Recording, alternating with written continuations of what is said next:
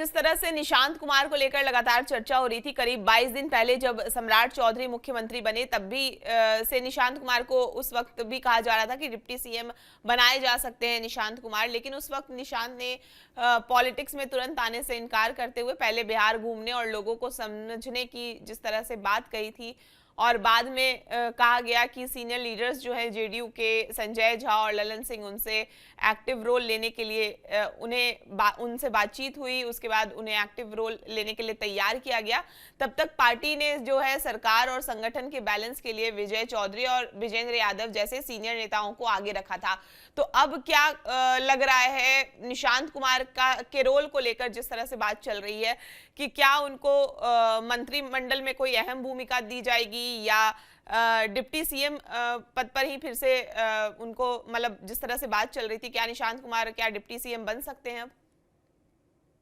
देखिए, सबसे बड़ी बात है कि ये नीतीश कुमार बहुत स्ट्रेटेजी के साथ राजनीति करते हैं। और नीतीश कुमार की राजनीति को जिन लोगों ने फॉलो किया, हम लोग लंबे समय तक नीतीश कुमार को कवर, नीतीश कुमार बहुत सिस्टमैटिक चलते हैं।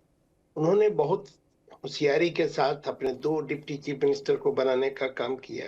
दोनों काफी अनुभवी और तजुर्बेकार हैं, जिनकी पूरे बिहार में पैठ है और जिनकी बहुत इज्जत है।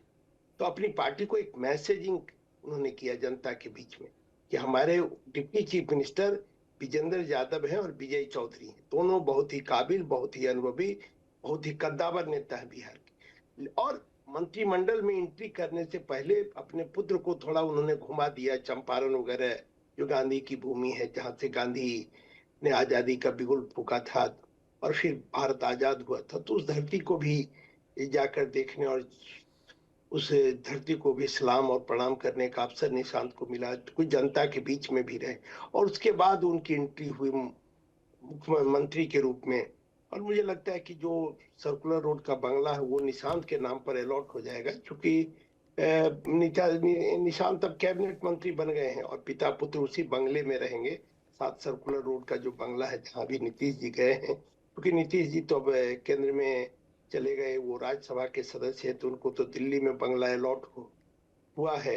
तो मुझे लगता है कि ये एक राजनीतिक होशियारी नीतीश कुमार की, जिसके लिए नीतीश कुमार जाने जाते हैं, अपने बेटे को बहुत ही होशियारी के साथ उन्होंने प्रोजेक्ट किया है। और ये मैसेजिंग उन्होंने दिया कि भाई तमाम जनता उनको चाह रही है, पार्टी चाह रही है, पार्टी के लोग चाह रहे हैं।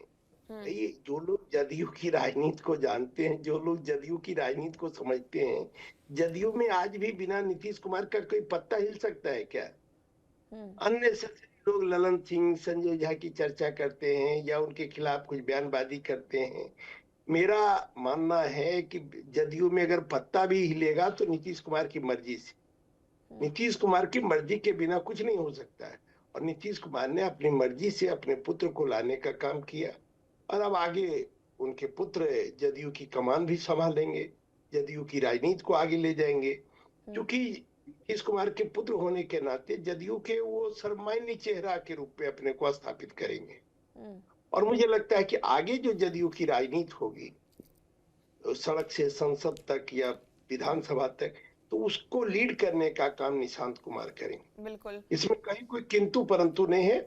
और बहुत ही होशियारी के साथ, क्योंकि नीतीश कुमार इंजीनियर हैं, उनका जो भी काम होता है बहुत ही नपा तुला, बहुत ही सोच समझकर वो सोशल इंजीनियरिंग करते हैं। अब देखिए आज जिस तरह से उन्होंने मंत्रिमंडल का निर्माण किया, मैसेजिंग ये है ना कि सम्राट को मुख्यमंत्री बनाने में उनकी भूमिका है।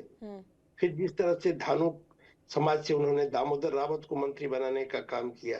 दामोदर रावत बड़े कद्दावर नेता है, 6 टर्म विधायक रहे हैं और जमुई जिले के झाझा से विधायक हैं। और उन्होंने इस बार भी कद्दावर नेता जयप्रकाश नारायण यादव को हराने का काम किया। जयप्रकाश नारायण यादव लालू जी के सबसे विश्वस्त लोगों में से एक रहे और जयप्रकाश यादव 80 में पहली बार विधायक बने थे। और फिर उनकी एक अपनी वजूद थी बिहार की राजनीति में। जो लोग बिहार की राजनीति को जानते समझते हैं, आरजेडी की राजनीति में या जनता दल की राजनीति में या दमकीपा की राजनीति में जयप्रकाश यादव एक बड़ा चेहरा रहे। उसको हराकर दामोदर रावत इस बार 6ठी बार विधायक बने और वो धारुक समाज से आते हैं। साफ सुथरा छवि है, ईमानदार छवि है, तो उसको भी अति पिछड़ा को उन्होंने जोड़ने का काम किया है। फिर जो और लोगों को उन्होंने अति पिछड़ा में देने का काम किया है, सामाजिक समीकरण को उन्होंने जिस तरह से बैठाने का काम किया है।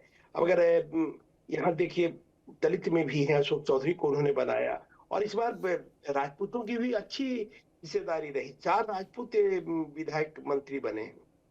सवर्ण जाति से अगर कहेंगे, सवर्ण से 8 मंत्री बने हैं, तो उसमें 4 राजपूत हैं और 2 भूमिहार और 2 ब्राह्मण। तो मुझे लगता है कि जहां तक हाँ, कायस्थ समाज से कोई मंत्री नहीं बने, जबकि उनके भी 2 विधायक थे।